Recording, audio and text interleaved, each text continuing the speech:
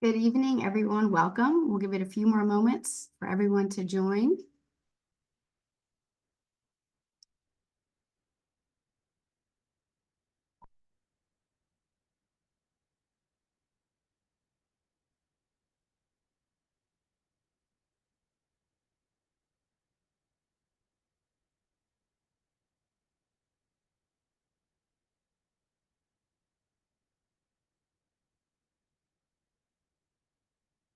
All right, let's get started, shall we?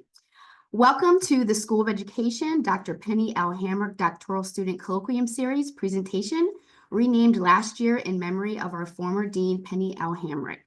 The Doctoral Student Colloquium Series was created by Dr. Hamrick in 2016 when she served as Associate Dean of Graduate Affairs and Program Director for the School of Education's PhD and EDD programs. Thanks again so much for being here with us tonight. My name is Jamina Williams, and I'm the Director of Student Services in the School of Education, and I'm going to be our moderator for this evening. We are so pleased to welcome all of our virtual attendees, including School of Education faculty, staff, and students, and the university body at large, community members, and partner associations, among others. The Colloquium Series offers School of Education doctoral students and alumni an opportunity to share their original research and learn from their peers.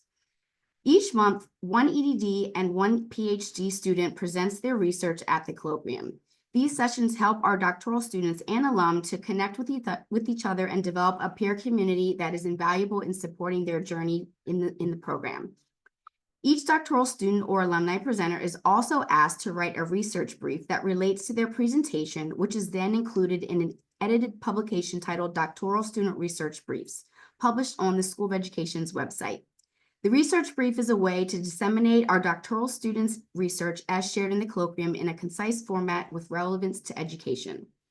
Each presenter will be provided with 20 minutes to share their research, and then we'll move on to questions and answers following each presentation. Please save your questions for the end, and you're welcome to type in your questions in the chat area of the Zoom, or you can use your mic to ask questions. So our first presenter is Cindy Yovanov, who is a PhD student in the School of Education.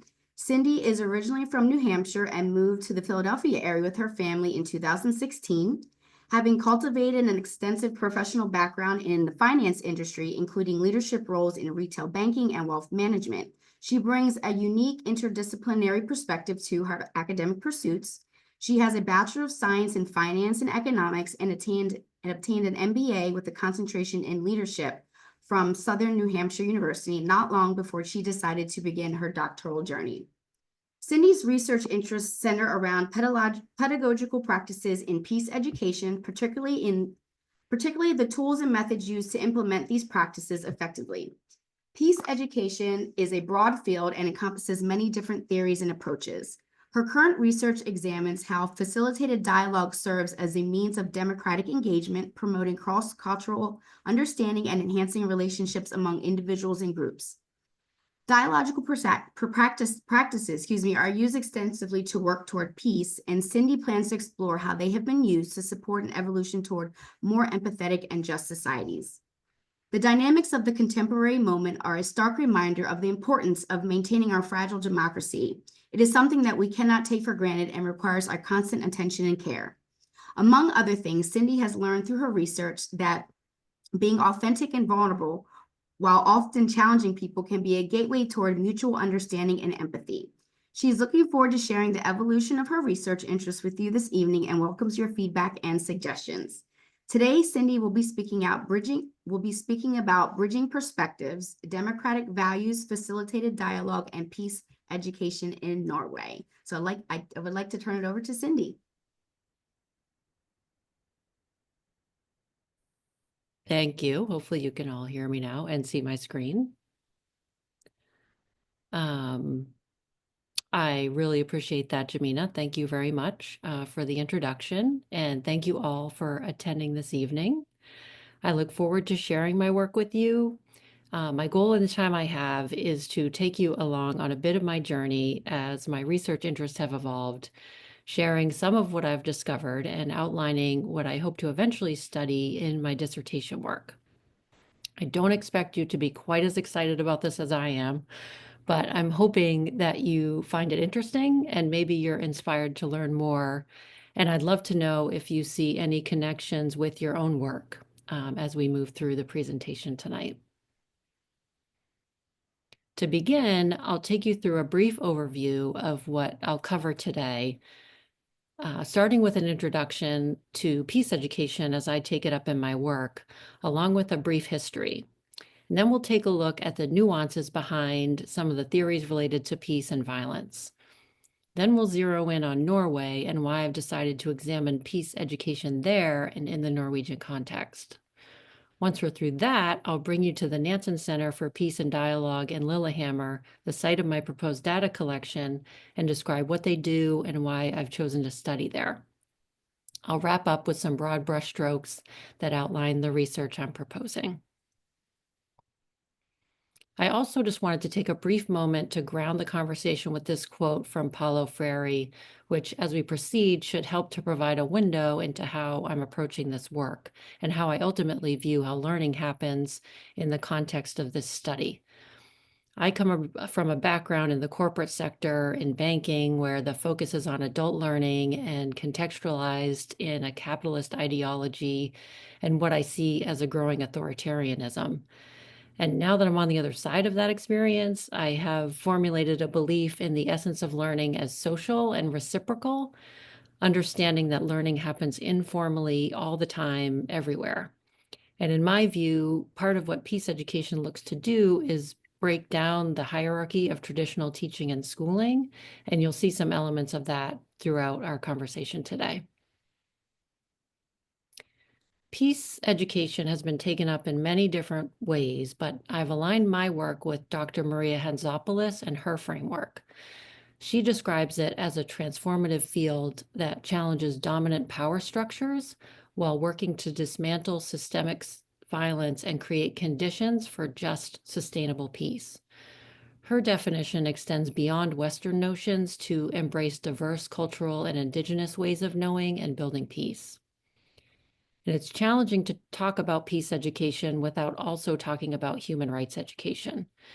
Scholar Monisha Bajaj illustrates their interconnectedness through the metaphor of a tree with intertwined roots, where both fields draw nourishment from shared foundational concepts.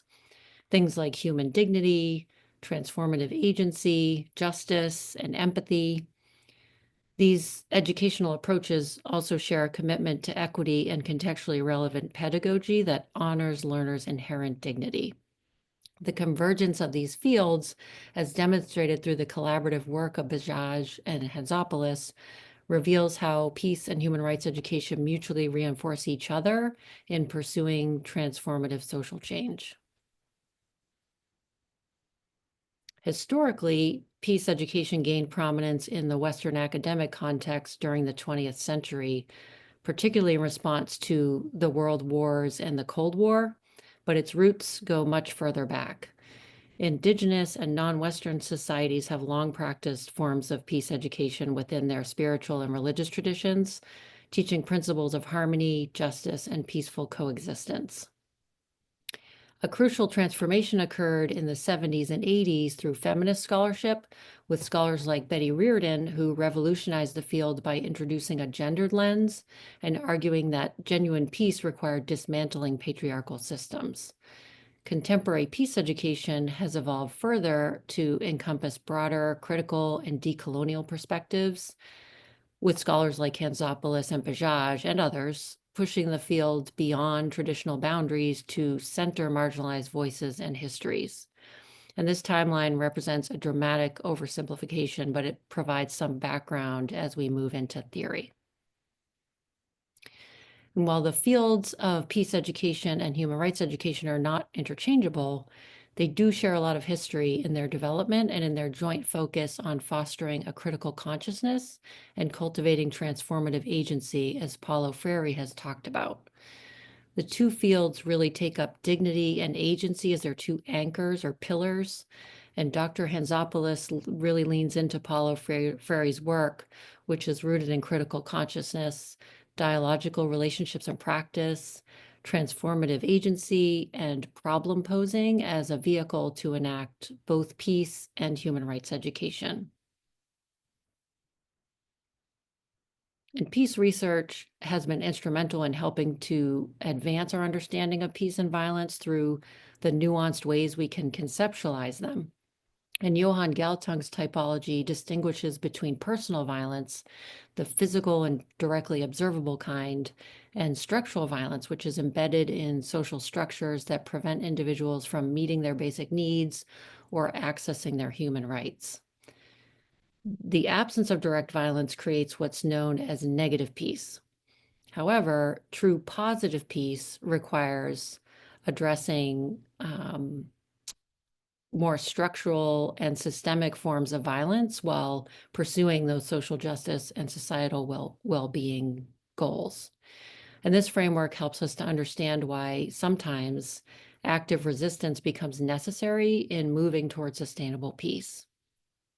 And now that we understand these foundational concepts of peace education, as well as peace and violence as theoretical concepts, let's take a look at how those things manifest in Norway, a nation that has actively positioned itself as a leader in peace work.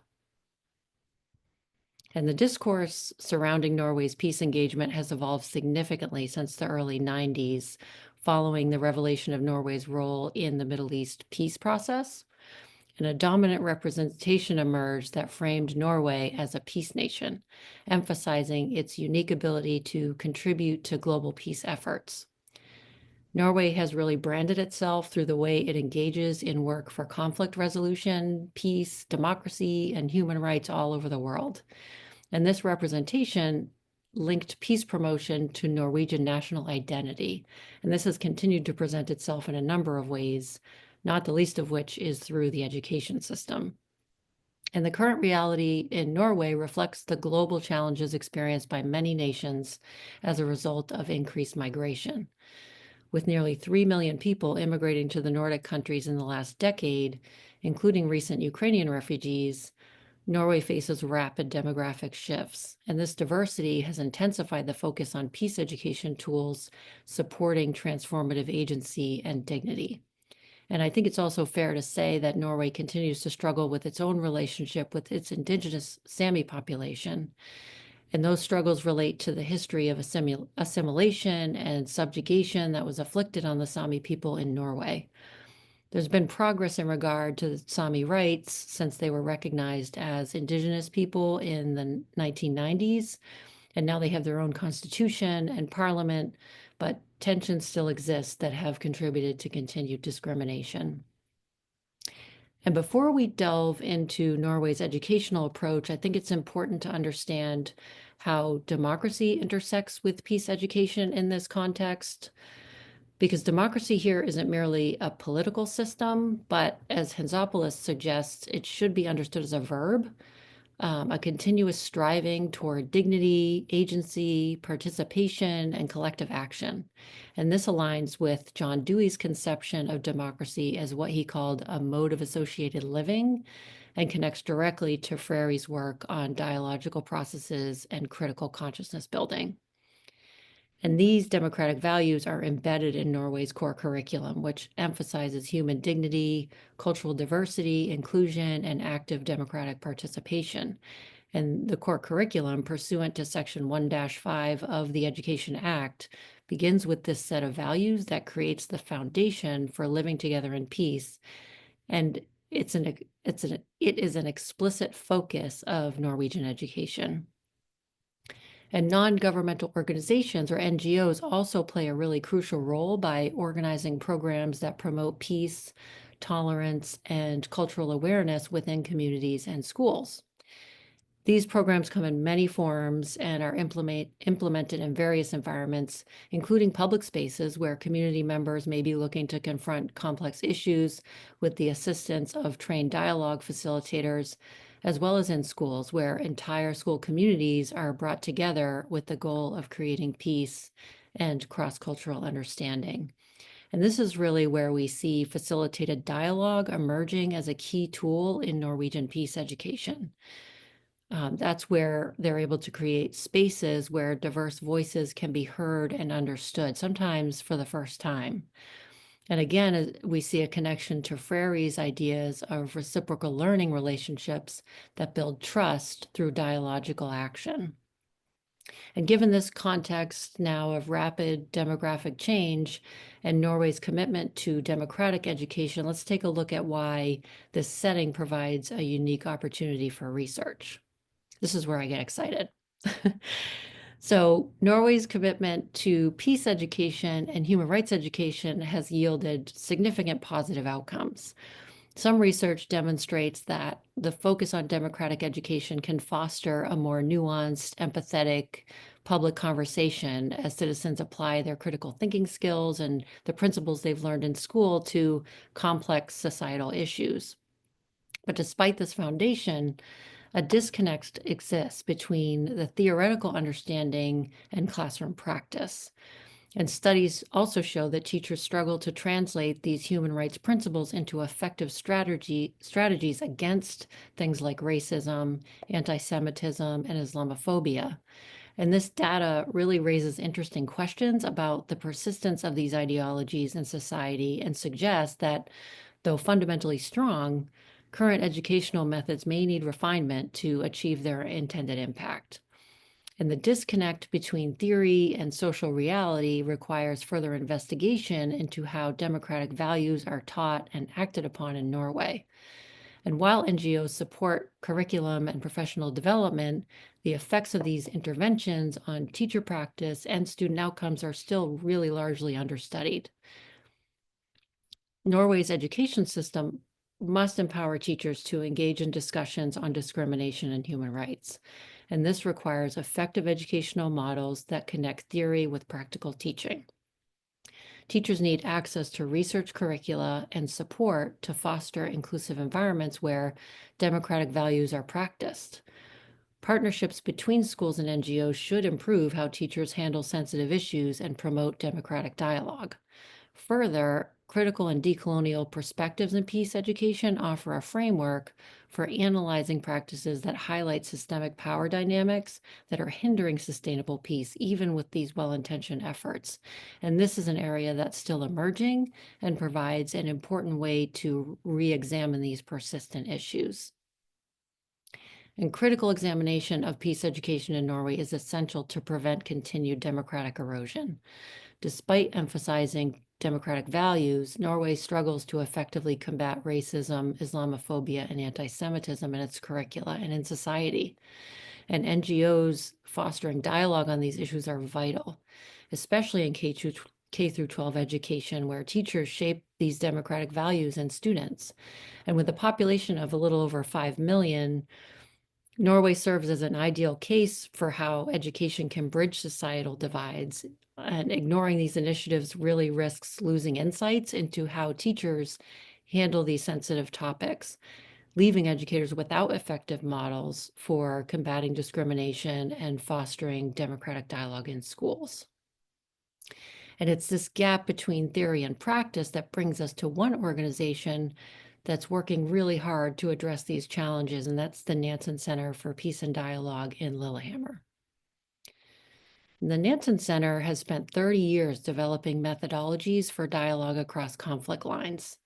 They work extensively with schools, reaching thousands of students and teachers annually through their educational programs. One of their key initiatives is the DEMBER program, and that stands for Democratic Preparedness Against Anti-Semitism and Racism.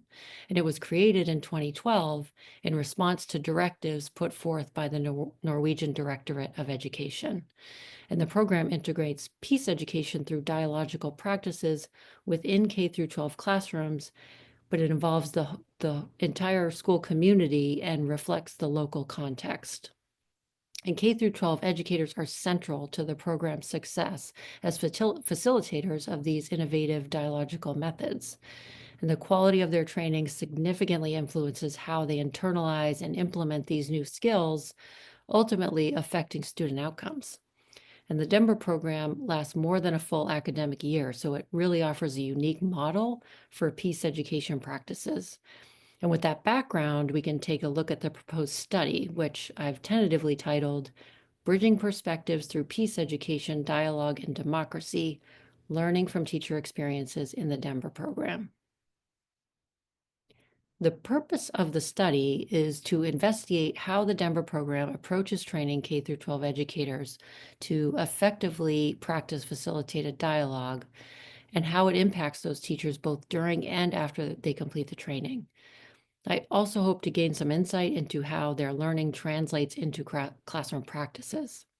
Additionally, I'd like to try to understand how their model might be implemented in other educational environments to support peace and conflict prevention. And some of my initial questions include things like, how do teachers define peace and what role do they believe schools play in promoting peace? Also, how do teachers' beliefs about racism, anti-Semitism, and Islamophobia shift, if at all, through their participation in DEMBRA? And how do teachers internalize and deploy what they've learned into their classroom practices? What challenges and opportunities still remain? And this qualitative study aims to understand how teachers derive meaning from the DEMBRA program and how it impacts them as individuals, as well as how it influences their classroom practices. The research is grounded in an epistemology that recognizes knowledge as emerging through social interaction and as shaped by historical, cultural, and local contexts. And this framework recognizes that teachers' experiences with NGO partnerships and peace education are not uniform, but rather they can represent multiple, equally valid interpretations of reality, and they're influenced by teachers' personal histories, values, and experiences. And I intend to use methods that honor the complexity of meaning making in educational settings. And this includes things like analyzing the curriculum, interviewing key stakeholders, participating in learning environment and observing teachers as they participate, and conducting focus groups throughout to document changes over time. And by focusing on how teachers construct and reconstruct their understanding of peace education and democracy through these NGO partnerships, the research will illuminate ways in which practitioners translate peace education frameworks into classroom dialogue. And this approach allows for a deep exploration of how teachers negotiate the challenges of facilitating these difficult conversations about discrimination while acknowledging that their experiences are situated within broader social, cultural, and institutional contexts. The study allows for an opportunity to make contributions across theory, practice, and policy. And by investigating how teachers translate their experience with DEMBRA into meaningful classroom dialogue about discrimination, the research will provide practical insights for improving teacher preparation and practice and the complexities of NGO school partnerships. And given Norway's existing democratic framework, the findings can inform similar initiatives globally while contributing to the theoretical understanding of how democratic values move from abstract principles to lived educational experiences. And as I wrap up today, I want to return to where we began with this understanding that peace education is fundamentally about transformation and creating conditions for sustainable peace by breaking down hierarchical relationships that reinforce colonial logics. And through studying the DEMBRA program at the Nansen Center, there's an opportunity to examine how teachers translate these transformative ideals into practice within their classrooms. And the Norwegian context provides an interesting case for understanding how peace education can address contemporary challenges of racism and other forms of discrimination. And by focusing on teachers' experiences with facilitated dialogue, this research really aims to bridge that gap between peace education theory and classroom practice. And what I've shared today represents my current thinking, but I'm really eager to hear your perspectives, and I'm particularly interested in what aspects of this work resonate with your own research or experience, as well as what methodological considerations you think I should keep in mind as I'm thinking and learning more about different methods in the PhD program. So thank you very much for your attention, and I look forward to your feedback. Thank you so much, Cindy, for that wonderful presentation. It's really, really interesting. So members of our audience, if you want to ask Cindy a question or answer the questions that she has on her slide, you can feel free to enter them in the chat, or you can unmute your microphone. And I'll give you a few moments to ask a question or answer Cindy's question. Thanks again, Cindy. That was wonderful. My pleasure. It was fun. And so I guess while our folks in the Zoom room are putting their comments in the chat, I have a question for you. Can you, I guess, share what are some of the challenges that you might foresee with this research study and how you hope to overcome those challenges or work around those challenges? Well, one big one is getting there. I have to get there. So I did apply for a Fulbright scholarship, which would help with funding. That would allow me to go for a full academic year. But in the event that doesn't come through, there are probably some other ways that I could figure out how to get there and get this research done. I think, in terms of additional challenges, though, outside of that, I've never been to Norway. I can read all I want to read about what it's like to be there and what it's like to be Norwegian, but I don't know what it's like to be Norwegian. So I think that actually, in a lot of ways, gives me a good perspective, and that I'll be able to see things that maybe people who are familiar with the culture and having lived in it wouldn't see. So, I'm trying to take that as a positive.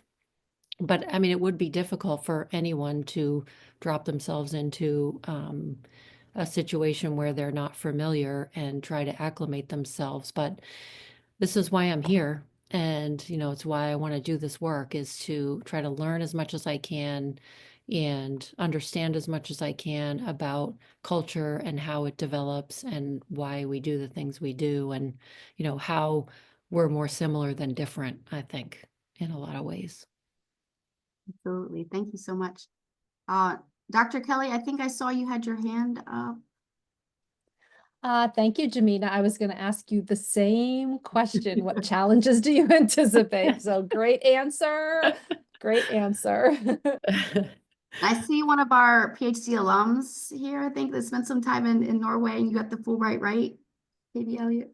Yeah, I was in Finland, but a Oh, close. Finland, that's right. Okay.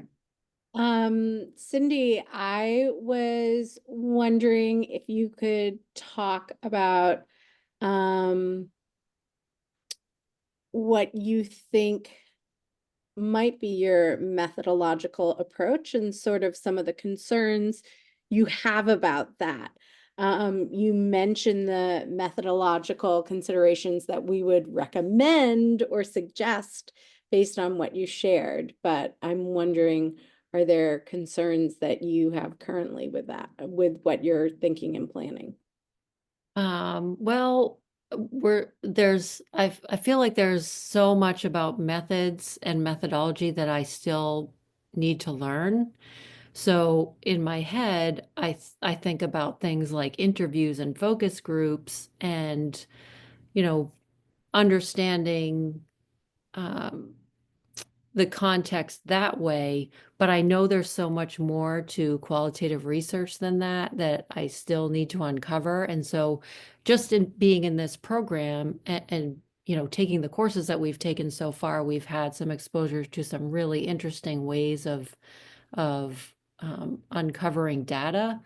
So that's what I'm looking for. I'm looking for that thing that I feel like really connects with the theory, as well as the context and the study itself. Like I need a methodology that will sort of encompass all those things that I can weave into not just the work, but the theory behind it. So I really am open to ideas. I mean, I'm wondering about the length of sort of the programs that the teachers go through, and would participant observation as well be a way to approach some of these things, right? If you're coming in new, when the teachers come in new, if it's a week-long thing, that would be easily done. Whereas if it's they're meeting once a week for an entire year, if you're not over there permanently, that makes it more challenging. But fingers crossed on the grants. So Mm. hopefully whatever the situation looks like, you could make that work. Well, thank you so much, everyone, for your feedback and your comments in the chat. Thanks again, Cindy, for your presentation. And we are going to move on to our second presenter. Our second speaker is Dr. Elizabeth Friedman. Dr. Friedman graduated from Drexel University School of Education with her EDD in Educational Leadership and Management in June. In addition, she earned an MSED from the University of Pennsylvania, a certificate in early education leadership from Harvard University, and a BA in English with a concentration in creative writing from Kenyon College. Dr. Friedman is a first grade teacher in Pittsburgh, Pennsylvania, and when she's not teaching or conducting research, she enjoys spending time with her family and friends, making jewelry, kayaking, and playing tennis. Today, Dr. Friedman will be speaking about exploring the impact of an instructional video on educators and views of teaching disability and accessibility awareness, a mixed methods study. Turn it over to you, Dr. Friedman. Thank you so much. Thank you. Okay, I'm going to share my screen. There we go. Well, thank you all for being here, and thank you so much to my wonderful supervising professor, Dr. Chris Warndren, and also to Dr. Hill for the invitation. I really appreciate it. So my daily work is not at all about research, really. It's teaching 6 and 7-year-olds, and I teach them how to read and how to write and how to do math and how to learn more about themselves and about the world around them. And I think that this study really emerged out of noticing something that was missing. And one thing that I noticed that was missing in the education of my students was teaching them about difference in many different forms. And so I'm excited to share more about my research today. So first, one thing that I had noticed is that social studies, even in an independent school setting, is often either reduced in terms of time taught or completely eliminated from the curriculum. And it's my belief that students and educators miss crucial teaching and learning opportunities, especially about diversity, equity, and inclusion topics when they're not learning social studies. In fact, as I was doing some background research across the United States and across the world, I could find very few, if any, examples of disability and accessibility being meaningfully taught to young children, which then I considered it null curriculum or content that is not directly taught and therefore, quote, sends implicit messages about the lack of importance of certain information and experiences. I believe strongly that ignoring disability and accessibility as crucial aspects of social studies curricula leads to a significant lack of education about the topics, as well as for these topics to be continued to be stigmatized in schools because students simply aren't learning about them.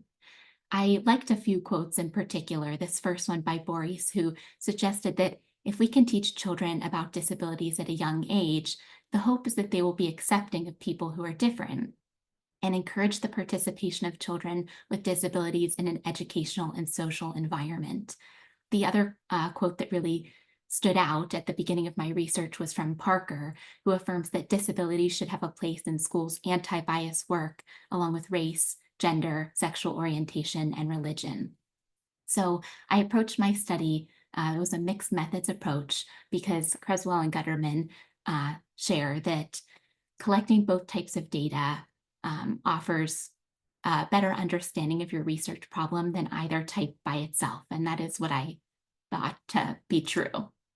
So these are the research questions that guided my work. The first one, how frequently do participants currently teach disability and accessibility awareness topics in their classroom? And I looked specifically at first grade educators in the United States in independent schools. The second one, what do participants view as the current barriers to teaching these topics in their classrooms? And what is an effective means to reduce or remove the barriers?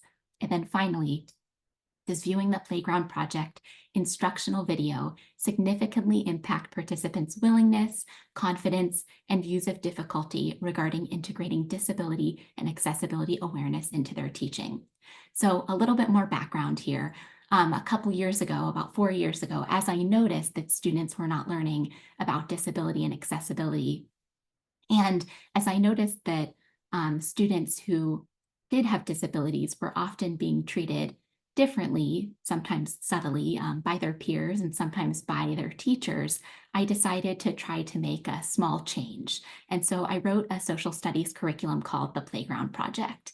And the Playground Project introduces young children in a developmentally appropriate way to the topics of disability and accessibility. It's in 3 parts. The first part is text, the second part is discussion, and the third part is hands-on project-based learning, where the students actually create accessible model playgrounds. And so this will be the 4th year that I'll be teaching the curriculum to my students.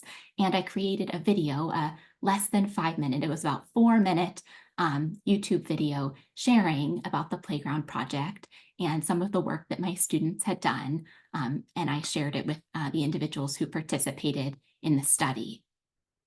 So I collected data in 3 parts. At first, I did a readability check. So I invited 6 participants who had no familiarity with my study, and they took a look at it, walked through it, gave me some feedback, and then I applied that feedback before I started, before I distributed the pre-test intervention and post-test. And I created that through Qualtrics. That was the second phase of my data collection. And Dr. Vorndren and I had budgeted in about 4 to 6 weeks for me to collect research.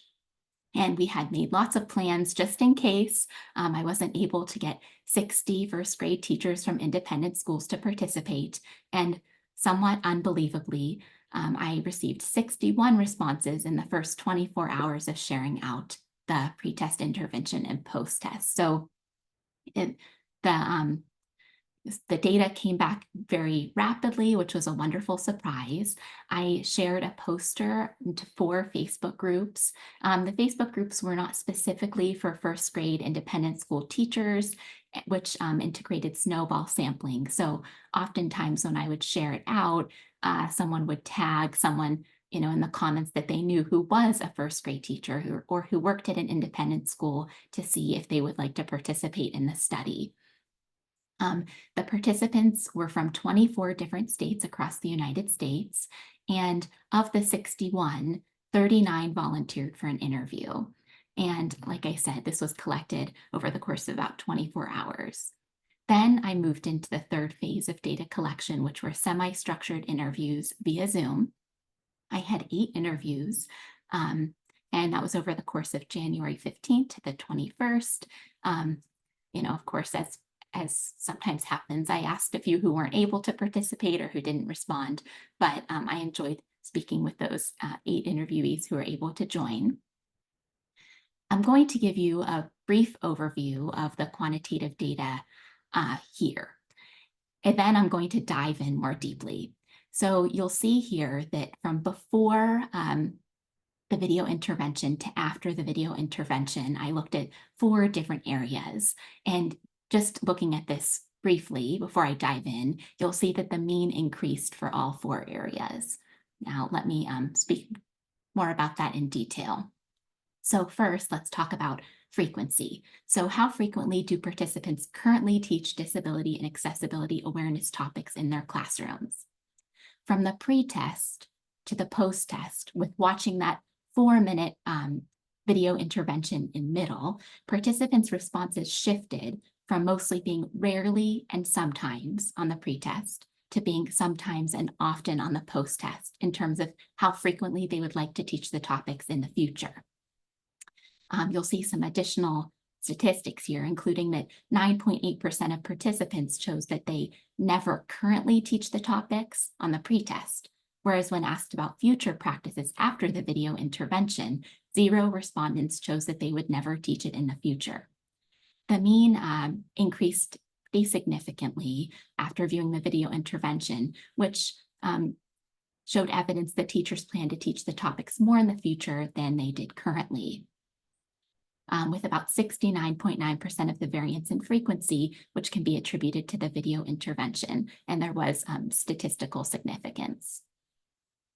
Now looking at willingness. Now this is the only area that didn't have statistical significance, and that was because of something called the ceiling effect. It was interesting because on the pretest, there was already a significant amount of willingness to teach the topics, which was wonderful to see. And although there was an increase from 4.34 in the pretest to 4.41 on the post-test, there wasn't a huge increase because that willingness was already so high. However, there was more willingness shown after the video intervention. Now, looking at confidence. So, as with all of them, I looked at them on Likert scales.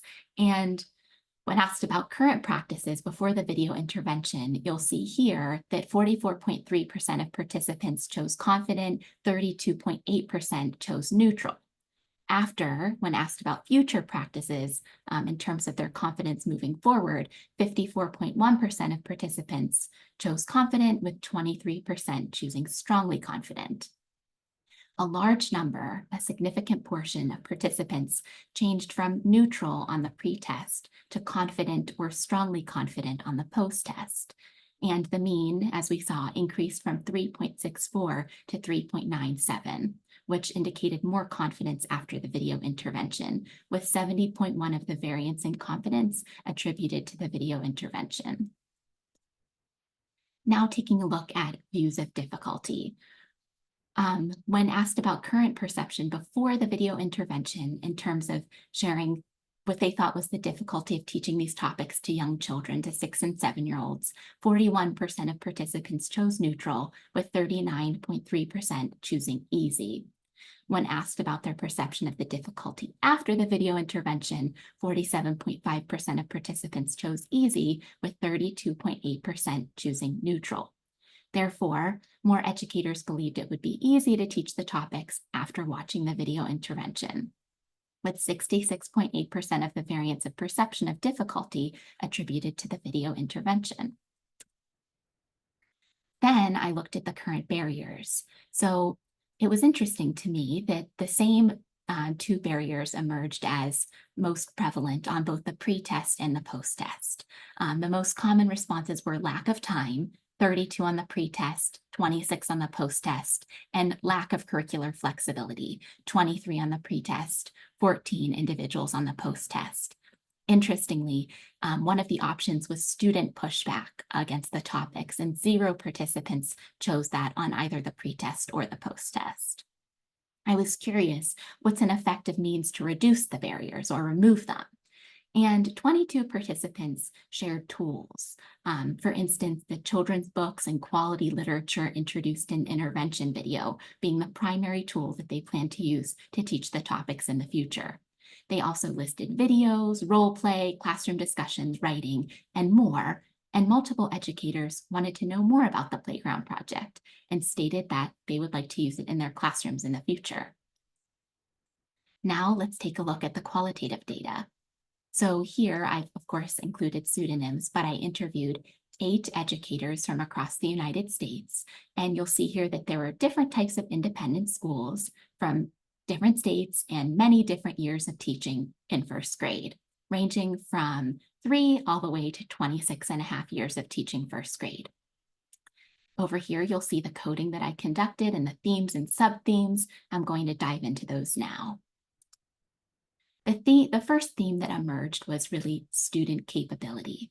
And I've included a couple of quotes here too from the interviews. Participants strongly believed in the capability of the 6- and 7-year-olds in their classroom. And that's something that I strongly believe in as well. It's hard to imagine, I think, if you're not teaching elementary school, how much young children can understand. But I think when they're taught something directly, then their understanding is remarkable. Abigail said, "I think first graders are intrinsically very welcoming and they don't judge." She stated that first graders are so malleable at this age, open to learning and having new experiences. There were 2 sub-themes, time and age.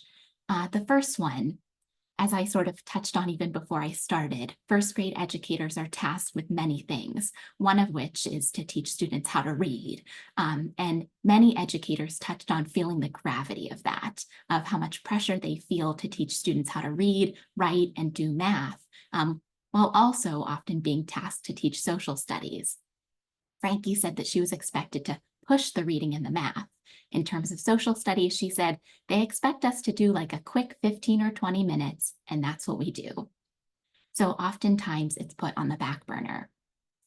Age was another sub-theme that came up. There's developmental curiosity and capability of first graders, but it can also lead to some challenges in the classroom. Lena said, I think it's good to increase the awareness. I just get kind of nervous about like how to approach the topic, because first graders can have a lot of questions. The second theme that emerged is about the interdisciplinary nature of social studies. There were lots of opportunities for connection within social studies, which many educators felt made it easier or simpler to teach and incorporate. The third theme that emerged is about educators' mixed feelings. On one hand, educators said it can lead to personal connections and lend itself to them, but it can also encompass personal or school-wide barriers.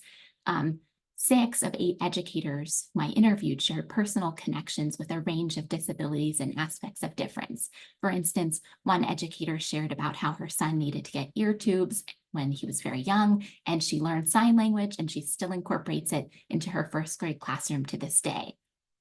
Often, those personal experiences informed both the teacher's perspectives and what they taught or hoped to soon teach within their classrooms.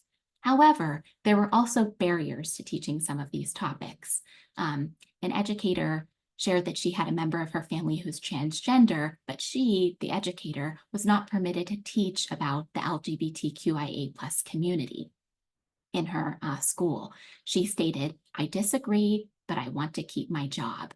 And there were a couple of examples of this, because I interviewed some individuals from religious schools. For instance, Macy, who worked at a Catholic school, she said, if you were to have a book that may hint at perhaps, sexual orientation or the possibility that somebody could have 2 moms, that type of barrier is very strong at her school.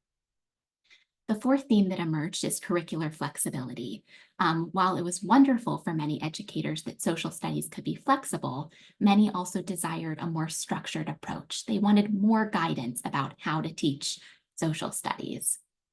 Many, including Frankie, said that they resorted to free resources on things like Teachers Pay Teachers because of the lack of guidance. So, in sum, while many of the early elementary educators in the study were willing to add the topics into their teaching practices, they expressed a need for a concrete way to do so. 2 needs in particular: a need for resources. With time, schedule constraints, barriers, and more, they wanted resources available to them that would make the topics more accessible for their own teaching practice. And second, they wanted to understand themselves the topics that they hope to teach. So they said something like a text to guide them with resources, conversation starters, discussion norms would be helpful. Overall, educators know and understand that classrooms are spaces of incredibly diverse learners. Students navigate a lot at home and at school, and educators can support students by strengthening their understanding through the intentional incorporation of disability and accessibility topics in their classroom. However, they expressed a firm need for support of practical resources and education about how to do so. Here, I'll leave you with this quote from one of my interviewees, Sarah. She said that if a disability-inclusive curricula is done well and respectfully, I think that it helps kids to be less fearful, because I think a lot of, mistreatment of people comes from a place of fear. She believed that if teachers can work to break down the fear of difference, the happier we all are. Well, thank you so much for your time. I have 2 questions that I was curious about. First, my research study centered around first grade independent school educators. I was curious, do you think it would be beneficial to shift my research to focus on the student's experience, or would you recommend a different next step? And how might you recommend disseminating the research more widely, since I've completed this portion of my research study?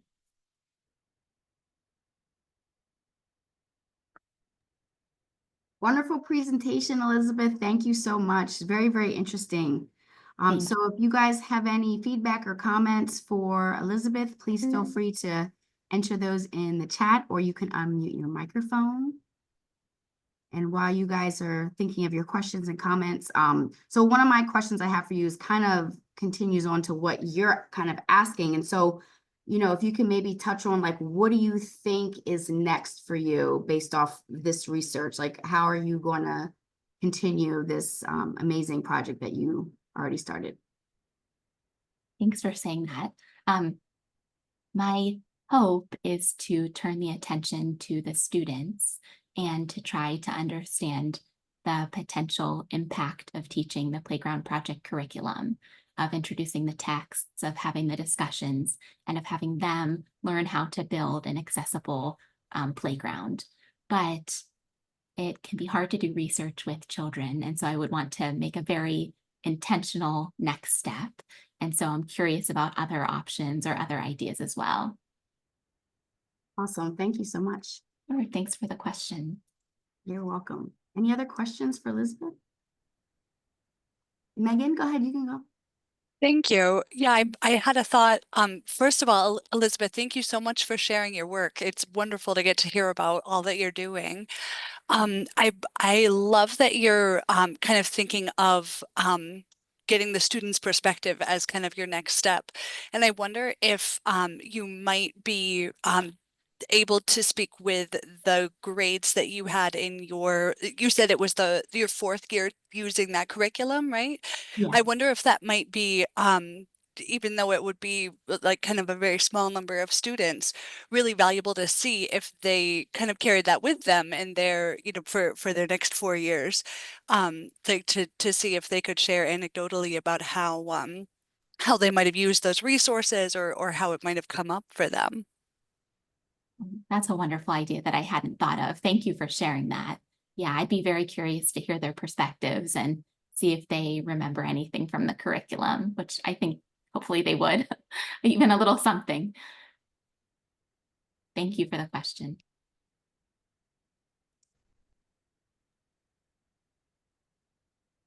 Any other questions? I'll jump in. I was Elizabeth's supervising professor, so I thought I'd give other people a chance to ask. But I had a question, Elizabeth, while you were talking. I don't think I ever asked you about this, but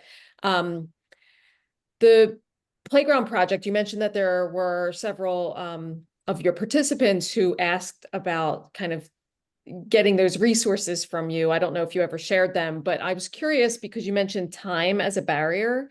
What your estimate is of the time that you spend with that curriculum, and if that is something that teachers would be able to incorporate within those constraints that they're noting.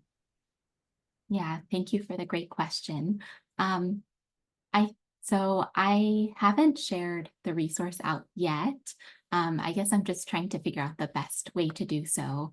And also in terms of time, the way that I typically run the curriculum is a full year, but I do it in small increments. So first I start with more of a student-centered perspective, and then we start to look outward, sort of tracing the developmental growth of 6 and 7-year-olds.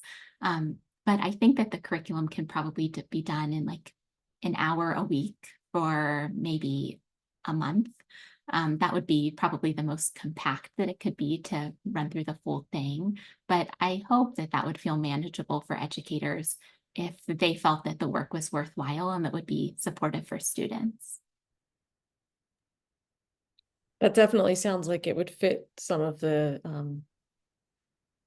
time frame that I guess you had that one participant who mentioned, 15 minutes a week, they could extend it perhaps, 2 months. That's great. Thank you. I think maybe we need to find ways to help you disseminate your work, I think. Thank you. Teachers. Yeah. Yeah, I'd appreciate it. I'd appreciate it for sure. I'll jump in for a minute too. I was thinking about your last question about dissemination and wondered how connected, since you did your research in independent schools, how connected you were with the National Association of Independent Schools, who I know has you know, really focused on equity and social justice in the last 5 or 6 years. So I'm curious if you had any connections there and if you've gone to any conferences or thought about conferences in that area. Yeah, thank you for the question, Dr. Hill. I'm learning more about it and their work this year because I've also taken on a role of being the lower school, so the elementary, it's junior pre-K, 3-year-olds through 5th grade, 10 and 11-year-olds, the DE&I liaison for the elementary school. And so by being the liaison and starting to get affinity groups up and running at our elementary school, I've been learning more about the work that they're doing as well. And so I think that that's a great possible link to the playground project work and the research. So thank you for the idea.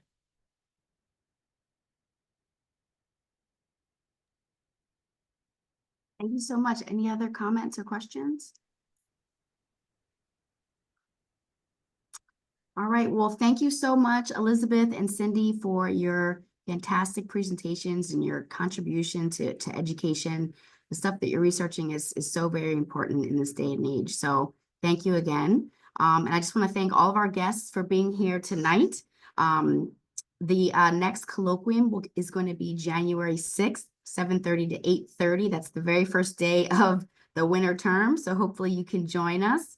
Again, thank you so much for being here, and we hope to see you again next month. Have a great evening, everyone.